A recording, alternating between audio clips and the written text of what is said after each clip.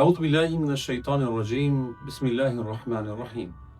E falenderojmë Allahun xhalla shanuhu, Zotin e botrave, krijuesin e gjithësisë.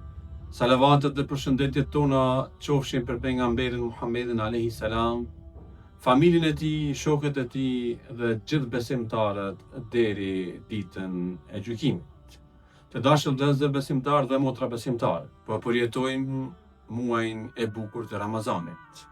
Këto ditë të mëdhaja, këto ditë të veçanta, këto ditë cilat na dhanë energji në jetë, na përmirësojnë në jetën e përditshme. Zoti baftë që ne t'i shfrytëzojmë këtë ditë sa më bukur e më mirë, ta adhurojmë Zotin sa më shumë, të fitojmë sa më tepër shpërblime e kënaqësitë të Zotit.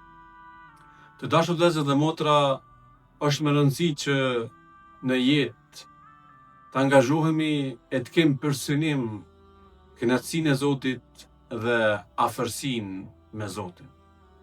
Ne është mirë që çdo ditë të vitit që jetojmë gjatë gjithë jetës të angazhohemi që të arrijmë kënaqësinë e Zotit, të jemi më afër tij.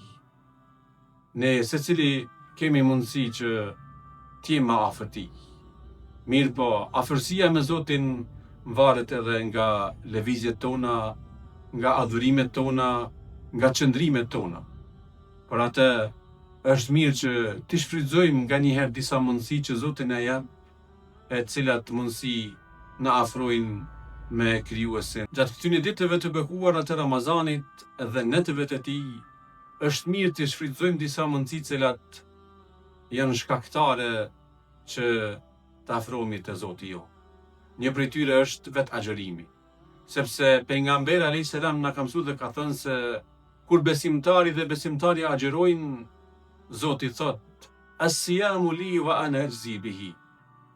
Agjërimi është për mua dhe unë shpërblej për te.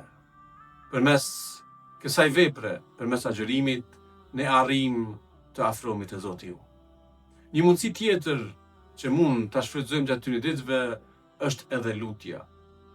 Për arsye se thot Zoti në Kur'an: "Wa idha sa'alaka ibadi anni fa inni qarib." Nëse dikush prej robëve të mi, prej besimtarëve të mi dhe besimtarëve pyesin për mua, tregoj që unë jam afër. Pra, kur ne lutemi, Zoti është afër. Dhe kjo nënkupton që përmes lutjes ne afrohemi te Zoti. Ne kërkojmë falje, sepse jemi njerëz dhe gabojmë, po kërkim falja na pastron nga gabimet dhe na afron te Zoti jo. Një mundësi tjetër që duhet ta shfrytëzojmë gjithashtu gjatë këtyre ditëve dhe netëve të bekuara të Ramazanit është edhe adhurimi që e bëjmë. Nafile do të thotë adhurim vullnetar, që i bie me e shtue intensitetin e veprave të mira. Prej tyne ne gjatë Ramazanit edhe i falmi taravit, dham sadakat ndryshme, e bëjmë vepra tjera të mira. E për këtë pejgamberi alayhis salam na ka mësuar dhe ka thënë se kur besimtari vepron mirë, punon mirë, edhe vullnetarisht, edhe në atë ku nuk është i obliguar, mirë po nga mirësia, nga besimi i mirë i tij, angazhohet me vepra të mira, atëherë afrohet te dashuria e Zotit. Thot pejgamberi alayhis salam në hadith, ka thënë Zoti i madhëruar: "Robi im, besimtari dhe besimtarja janë mas afër me mua atëherë kur i kryen obligimet e tyre. Por vazhdojnë ende të afrohen me mua kur ata edhe kryen vepra vullnetare, sikur që është agjërimi nafile, sikur që është sadakaja, namazi vullnetar, lutjet, leximet e gjëra tjera. Prandaj, përmes veprave vullnetare mund të afrohemi te Zoti. Po ashtu, gjatë muaj mund të afrohemi te Zoti edhe përmes syfyrit.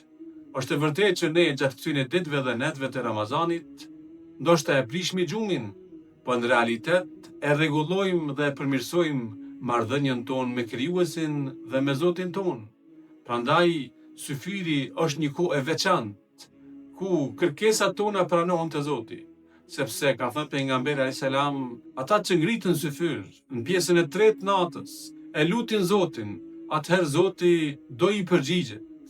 sepse Zoti në këtë kohë pret lutjet tona, kërkesat tona, pendimet tona. Prandaj ta shfrytëzojmë në këtë moment, ta shfrytëzojmë këtë mundësi, të lutemi sa më shumë, kërkojmë prej Zotit sa më shumë, e Zoti do ndëgjon kërkesën tonë, lutjen tonë, e inshallah na përgjigjet lutjeve tona. Të dashur vëllezër dhe motra, shfrytëzoni këtë mundësi, lutni Zotin sa më tepër, veproni vepra vullnetare, shfrytëzoni çdo kohë, çdo moment, edhe kohën e syfyrit, inshallah e arrim afërsinë dhe kënaqësinë e Zotit. Allahu qoftë i kënaqur me neve, Allahu na e bëft të pranuar çdo vepër të mirë, na e fal çdo gabim, e na bëf prej banorëve të xhennetit. Wassalamu alaikum wa rahmatullah.